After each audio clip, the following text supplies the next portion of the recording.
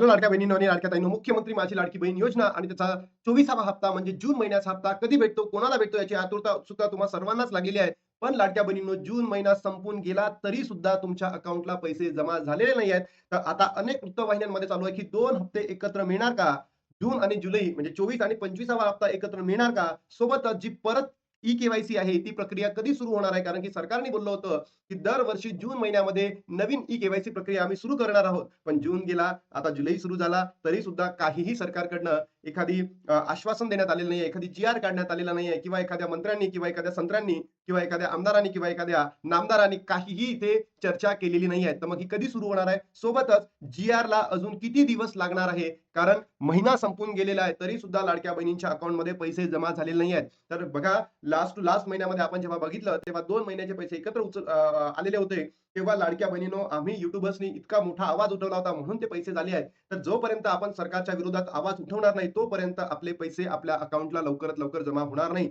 आणि म्हणून लाडक्या बहिणींनो, या व्हिडिओच्या माध्यमातून मी तुम्हाला प्रत्येक गोष्ट दाखवणार आहे, सबूत सहित दाखवणार आहे, की लेट का झालेला आहे, कधी वितरण होणार आहे. सोबतच लाडक्या बहिणींनो, 2 हप्ते एकत्र मिळू शकतात का, याबद्दलची सविस्तर अपडेट या व्हिडिओच्या माध्यमातून तुम्हाला मिळणार आहे. कारण लाडक्या बहिणींनो, गेल्या काही दिवसांपासून मी व्हिडिओ बनवले नाहीयेत. माझ्या घरी लग्न होतं. त्याच्या अनुषंगाने मी व्हिडिओ बनवू शकलो नाही. पण आता दररोज तुमच्यासाठी ऑथेंटिक व्हिडिओ घेऊन येणार आहे. तर चला लाडक्या बहिणींनो, व्हिडिओला सुरुवात करूया.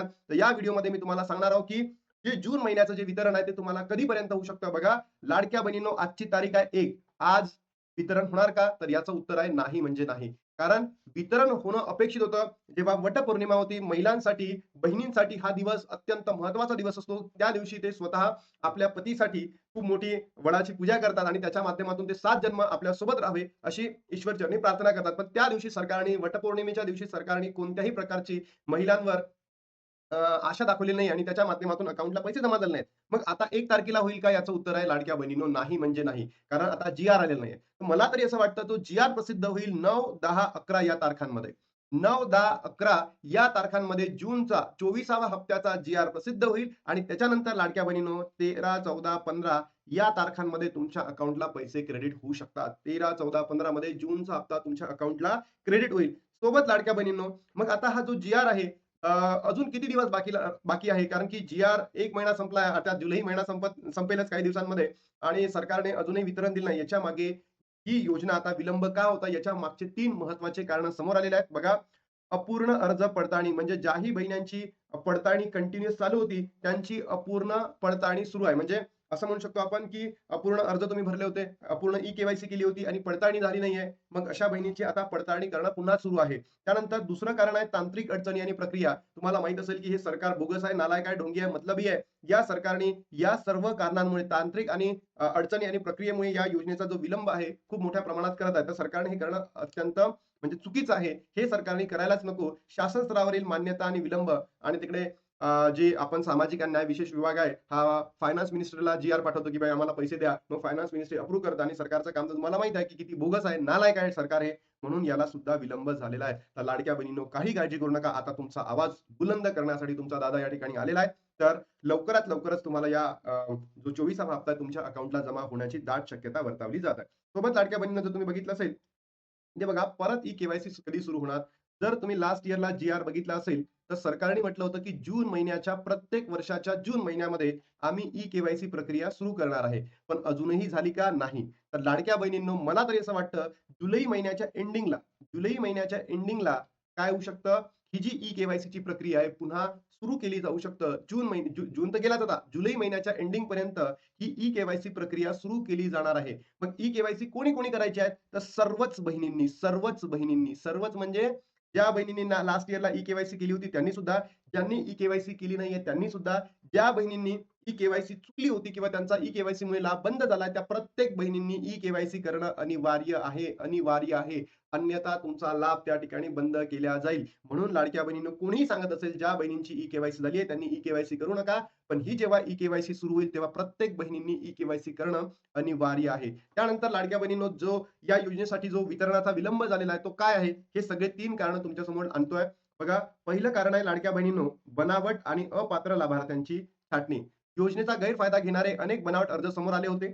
आयकर भरणे, कुटुंबात घरचाकी, चारचाकी वाहने असणे, शासकीय नोकरीत असणे अशा अटींचे उल्लंघन करून अर्ज भरले गेले होते. अशा अपात्र महिलांचे अर्ज शोधण्यासाठी आता राज्यभर कागदपत्रांची कडक स्क्रुटिनी म्हणजे छाननी सुरू आहे. यामुळे सुद्धा तुमच्या 24वा हप्ता याचा विलंब होतोय.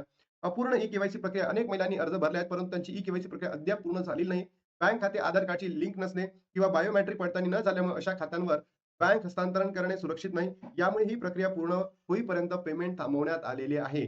त्यानंतर डी बँक खात्याची जोडणी शासनाचे निधी थेट खात्यात जमा होण्यासाठी बँक खाते डी यासाठी सक्रिय असणे आवश्यक असते. अनेक महिलांचे बँक खाते दीर्घ काळापासून निष्क्रिय म्हणजे इनॅक्टिव्ह असल्यामुळे शासनाचे पैसे खात्यामध्ये येण्यात अडचणी येत आहे. या सर्व कारणांमुळे लाडक्या बहिणींनो काय होत आहे, की जो वितरण आहे तो थोडासा पेंडिंगमध्ये जात आहे. मग अनेक वृत्तवाहिन्यांमध्ये चालू आहे, की 2 महिन्याचे पैसे एकत्र म्हणजे जून आणि जुलै हे 2 महिने तुम्हाला एकत्र दिले जाणार आहे. तर लाडक्या बहिणींनो सांगतो असं होणार नाही आहे. एकच महिन्याचे पैसे सरकार एक महिना लांबणीवर टाकतं. तर खरंच तुम्हाला वाटतं का ₹3000 ते तुम्हाला एकत्र देतील? ₹3000 तुम्हाला एकत्र मिळणार नाहीये. जूनचा हप्ता लांबणीवर पडल्याने जुलै महिन्यामध्ये 2 हप्त्याचे पैसे एकत्र मिळणार आहे का? जून महिन्याचे ₹1500 आणि जुलैचे 1500 मिळून एकूण ₹3000 मिळतील का? थेट महिलांच्या खात्यात जमा केले जाऊ शकतात. पण हे फक्त जमा केले जाऊ शकतात. म्हणजे हे सांगतायत की होऊ शकतात. पण असं होणार नाहीये लाडक्या बहिणींनो. मला सरकारला एवढंच म्हणायचं आहे, की आता वटपौर्णिमा होऊन गेली होती. त्या दिवशी तुम्ही महिलांच्या खात्यामध्ये जमा करायला पाहिजे होते आणि मुलांचे जे शैक्षणिक वर्ष सुद्धा सुरू झालं आहे. तर मुलांच्या संगोपनासाठी, मुलांच्या स्कूलिंगसाठी, मुलाच्या शाळेसाठी काहीतरी महिलांना आपल्या पल्ल्यांना घेता आलं असतं. ते सुद्धा तुम्ही केलं नाही. म्हणून या महिन्यामध्ये भलेही सर्वांनाच माहीत आहे, की तुम्ही ₹1500 देणार आहे. पण मी स्वतः मागणी करतो, की आता जुलै महिन्यामध्ये शाळा सुरू झाली होतील मुलांच्या किंवा ज्या मुलांच्या झाल्या असतील त्यांच्या संगोपनासाठी, त्यांच्या काळजी घेण्यासाठी, बॅगसाठी, पुस्तकांसाठी 2 महिन्याचे पैसे एकत्रित द्यावं एवढीच मागणी मी तुमच्याकडे करतो. आणि लाडक्या बहिणींनो बघा, जूनचा लाभ अजून सुरू झालेला आहे का? नाही. जी-आर आलेला आहे का? नाही. येणाऱ्या 8, 9, 10 मध्ये जी-आर येईल आणि 13, 14, 15 मध्ये तुमच्या अकाउंटला पैसे क्रेडिट होतील. परत ई-के-वाय-सी कधी सुरू होईल? लाडक्या बहिणींनो जुलैच्या एंडिंगमध्ये. 2 हप्ते एकत्र मिळणार का? तर याचं उत्तर आहे नाही. पण आपण सरकारला मागणी करतोय, की 2 महिन्यांचे पैसे एकत्र द्यावे. कारण की शिक्षणासाठी मुलांच्या गरजा पूर्ण करण्यासाठी महिलांना त्याची गरज असेल म्हणून 2 महिने आता एकत्रित द्यावे ही मागणी करतो. लाडक्या बहिणींनो तुम्हाला जर व्हिडिओ आवडला असेल तर नक्की लाईक करा. तुम्ही चॅनलला सबस्क्राईब करायला विसरू नका आणि तुमच्या मित्र-मैत्रिणींपर्यंत पोहोचवायला विसरू नका. आता थांबतो आणि भेटतो तुम्हाला नवीन व्हिडिओमध्ये. तोपर्यंत जय हिंद, जय महाराष्ट्र, जय